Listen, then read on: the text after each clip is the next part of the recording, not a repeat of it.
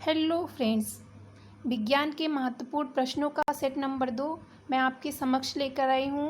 One liner प्रश्न है, competitive exam के लिए बहुत ही महत्वपूर्ण प्रश्न है।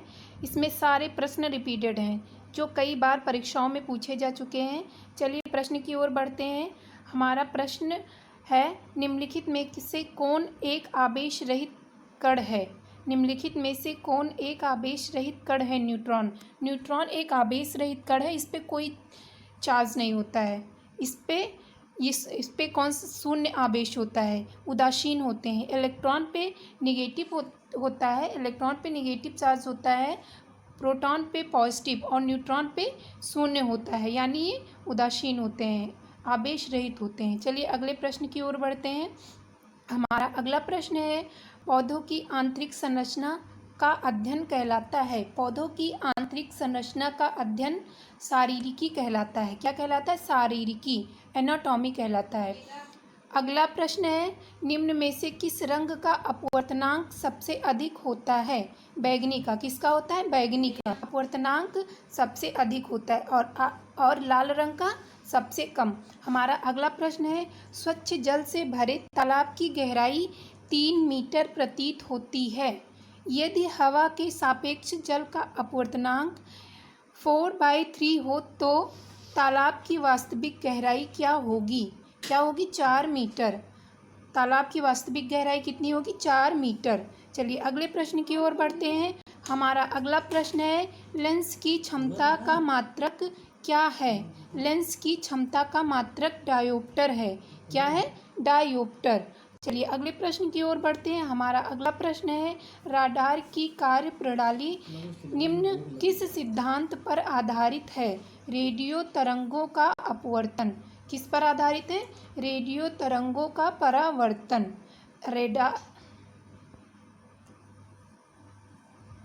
राडार की कार्यप्रणाली निम्न किस सिद्धांत पर आधारित है? रेडियो तरंगों का परावर्तन। किस पर है? रेडियो तरंगों का परावर्तन। अगले प्रश्न की ओर बढ़ते हैं। अगला प्रश्न है, न्यूटन की गति के नियम के अनुसार निम्न में से कौन सा कथन सत्य है? द्वितीय नियम से बल की परिभाषा ज्ञात की जाती है। न्यूटन का दूसरा नियम क्या है? चलिए जानकारी लेते हैं। संवेग में आया बदलाव उस वस्तु पर आरोपित बल के समानुपाती होता है तथा समान दिशा में घटित होता है। न्यूटन का दूसरा नियम कौन सा है? किसी वस्तु के संवेग में आया बदलाव उस वस्तु पर आरोपित बल के समानुपाती होता है तथा समान दिशा में घटित होता है। न्यूटन का दूसरा नियम है। न्यूटन के दूसरे नियम को क्या कहते हैं? संवेग का नियम। क्या कहलाता है? संवेग का नियम। इसका उदाहरण है, क्रिकेट खिलाड़ी तेजी से आती हुई गेंद को पकड़ते समय अपने हाथ को पीछे की ओर खींच लेते हैं ताकि गेंद का वेग कम किया जा सके और इससे चोट कम लगती है, इससे चोट नहीं लगती है। अगला प्रश्न है हमारा, किसी पिंड के उस गुणधर्म को क्या कहते हैं जिससे वह सीधी रेखा में विराम या एक समान गति की स्थिति में किसी भी परिवर्तन का विरोध करता है? क्या कहलाता है? जड़त्व। क्या कहलाता है? जड़त्व। ये जड़त्व न्यूटन का पहला नियम है। कौन सा नियम है? पहला नियम है। न्यूटन का पहला नियम है, किसी पिंड के उस गुणधर्म को क्या कहते हैं जिससे वह सीधी रेखा में विराम या एक समान गति की स्थिति में किसी भी परिवर्तन का विरोध करती है। ये न्यूटन का पहला नियम है। सभी वस्तुएं अपनी अवस्था परिवर्तन का विरोध करती हैं। सभी वस्तुएं अपनी अवस्था परिवर्तन का विरोध करती हैं।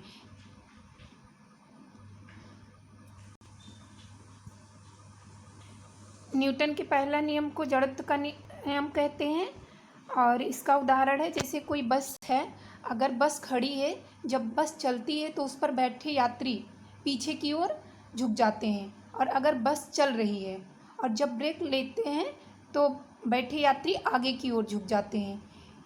ये न्यूटन का पहला नियम है। चलिए अगले प्रश्न की ओर बढ़ते हैं। लेज़र निम्न सिद्धांत पर कार्य करती है। विकिरण का उद्दीप्त उत्सर्जन। विकिरण का उद्दीप्त उत्सर्जन।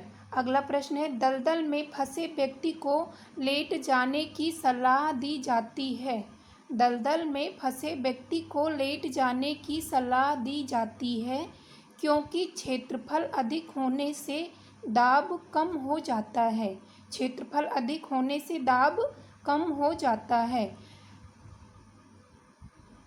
चलिए अगले प्रश्न की ओर बढ़ते हैं। बर्फ के टुकड़े को आपस में दबाने पर टुकड़े आपस में चिपक जाते हैं। बर्फ के टुकड़ों को आपस में दबाने पर टुकड़े आपस में चिपक जाते हैं क्योंकि दाब अधिक होने से बर्फ का गलनांक घट जाता है। दाब अधिक होने से बर्फ का गलनांक घट जाता है।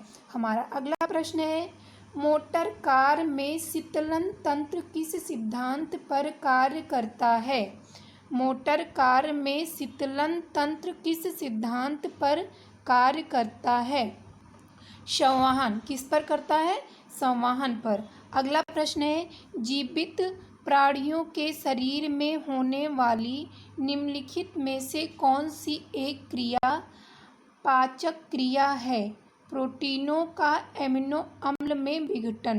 प्रोटीनों का एमिनो अम्ल में विघटन क्या है, पाचक प्रक्रिया है। कौन सी प्रक्रिया है, पाचक प्रक्रिया। अगला प्रश्न है, एक टेलीविज़न में दूरस्थ नियंत्रण के लिए किस प्रकार के विद्युत चुंबकीय विकिरण का उपयोग किया जाता है। हर्ट्ज या लघु रेडियो तरंगे। कौन सी होती हैं, लघु रेडियो तरंगे। अगला प्रश्न है, मीथेन जिसके वायुमंडल में उपस्थित है वह है बृहस्पति। किस ग्रह के वायुमंडल में मीथेन उपस्थित होता है, बृहस्पति के। किसके, बृहस्पति के। है प्रोटीन के पाचन में सहायक एंजाइम। प्रोटीन के पाचन में सहायक एंजाइम कौन सा है, ट्रिप्सिन है। कौन सा है, ट्रिप्सिन। अगला प्रश्न है, उन देशों में जहाँ के लोगों का मुख्य खाद्यान्न पॉलिश किया हुआ चावल है, वहाँ के लोग किस बीमारी से पीड़ित होते हैं, वेरी किस विटामिन की कमी से होता है, B, vitamin B. Vitamin B1 का पूरा नाम, रासायनिक नाम क्या है, थायमीन। कौन सा है, थायमीन। चलिए अगले प्रश्न की ओर बढ़ते हैं। अगला प्रश्न है, मांसपेशियों में निम्नलिखित में से किसके एकत्र होने से थकान होती है। Lactic acid. Lactic acid. दोस्तों, जब व्यक्ति सामान्य अवस्था में कार्य करता है तो ग्लूकोज का निर्माण होता है। किसका होता है, ग्लूकोज का। लेकिन अगर ज़्यादा काम हम करते हैं, ज़्यादा थकान होती है, तो ग्लूकोज हमारा लैक्टिक एसिड में परिवर्तित हो जाता है, लैक्टिक एसिड में। और लैक्टिक एसिड के इकट्ठा होने से थकान महसूस होती है। और फिर थोड़ी देर जब हम आराम करते हैं तो ये लैक्टिक एसिड ग्लूकोज में हो जाता है, जिससे हमें थोड़ा आराम महसूस होता है, हफन नहीं होती है। चलिए अगले प्रश्न की ओर बढ़ते हैं। प्रकाश वर्ष होता है। प्रकाश वर्ष क्या होता है, एक वर्ष में प्रकाश द्वारा तय की जाने वाली दूरी। एक वर्ष में प्रकाश द्वारा तय की जाने वाली दूरी को क्या बोलते हैं, प्रकाश वर्ष। अगला प्रश्न है, समुद्र की गहराई मापने के लिए कौन सा उपकरण प्रयोग किया जाता है। फेदोमीटर। समुद्र की गहराई मापने के लिए फेदोमीटर का उपयोग किया जाता है। अगले प्रश्न की ओर बढ़ते हैं। कंप्यूटर की आईसी चिप किस पदार्थ की बनी होती है। सिलिकॉन की। किसकी बनी होती है, सिलिकॉन की। चलिए अगले प्रश्न की ओर बढ़ते हैं। अगला प्रश्न है, वह काल्पनिक रेखा जो फोकस एवं पोल से गुजरते हुए गोलाकार दर्पण पर पड़ती है वह कहलाती है मुख्य अक्ष। क्या कहलाती है, मुख्य अक्ष। अगला प्रश्न है, अगर किसी वस्तु का फोकस अवतल दर्पण पर पड़ता है तो उसकी छाया कैसी बनेगी। अगर किसी वस्तु का फोकस अवतल दर्पण पर पड़ता है तो उसकी छाया अनंत होगी। कितनी होगी, अनंत। अगले प्रश्न की ओर बढ़ते हैं। हमारा अगला प्रश्न है, वह धातु जो अम्ल एवं क्षार के साथ क्रिया करके हाइड्रोजन निकालती है। जिंक। जिंक वह धातु है जो अम्ल एवं क्षार के साथ क्रिया करके हाइड्रोजन निकालती है। हमारा अगला प्रश्न है, जीव विज्ञान शब्द का प्रयोग सर्वप्रथम किसने किया। जीव विज्ञान का प्रयोग सर्वप्रथम लेमार्क तथा ट्रेवरेनस ने किया। हमारा अगला प्रश्न है, कार्य का मात्रक है। कार्य का मात्रक जूल है। क्या है? जूल। अगले प्रश्न की ओर बढ़ते हैं। प्रकाश वर्ष इकाई है। प्रकाश वर्ष किसकी इकाई है? दूरी की। प्रकाश वर्ष किसकी इकाई है? दूरी की। अगला प्रश्न है, एक ही पदार्थ के परमाणुओं से मिलकर बना पदार्थ क्या कहलाता है? तत्व। एक ही प्रकार के परमाणुओं से मिलकर बना पदार्थ तत्व कहलाता है।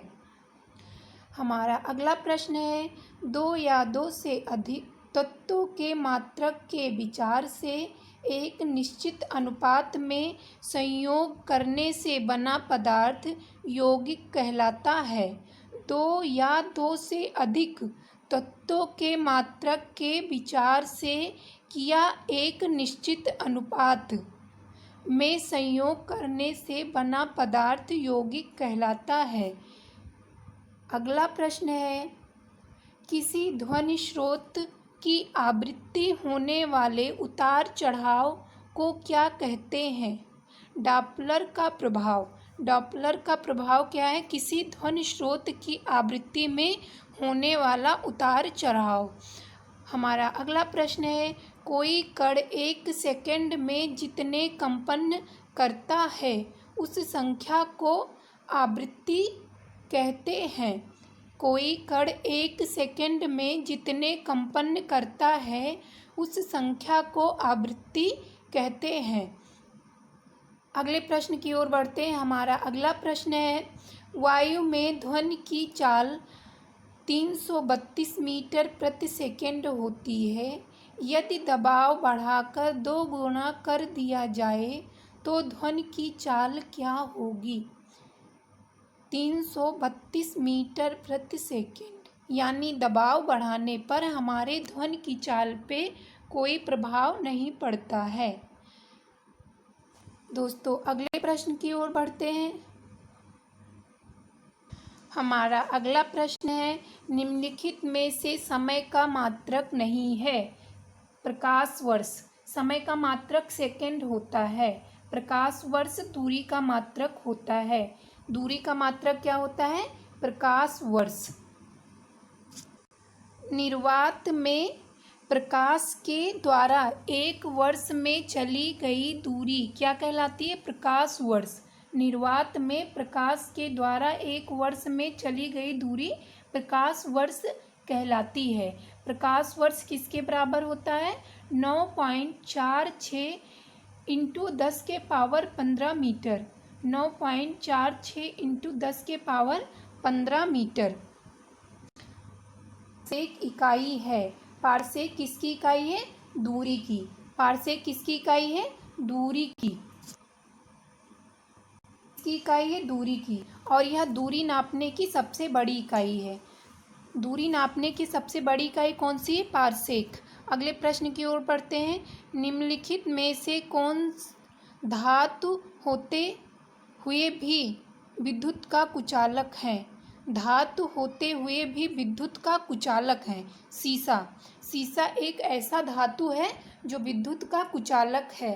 अगला प्रश्न है हमारा, निम्नलिखित में से किस अधातु में धात्विय चमक पाई जाती है? अधातु है फिर भी उसमें धातुओं की चमक होती है। ग्रेफाइट और आयोडीन। ग्रेफाइट और आयोडीन ये ऐसी अधातु है जिसमें धातुओं की चमक होती है। हमारा अगला प्रश्न है, एक गुब्बारे में हाइड्रोजन व ऑक्सीजन गैस के बराबर अणु हैं। यदि गुब्बारे में एक छेद कर दिया जाए तो हाइड्रोजन गैस तेजी से बाहर निकलेगी। एक गुब्बारे में हाइड्रोजन और ऑक्सीजन दोनों गैसों के बराबर अणु हैं, लेकिन यदि गुब्बारे में एक छेद कर दिया जाए तो हाइड्रोजन गैस तेजी से बाहर निकलेगी। हमारा अगला प्रश्न है,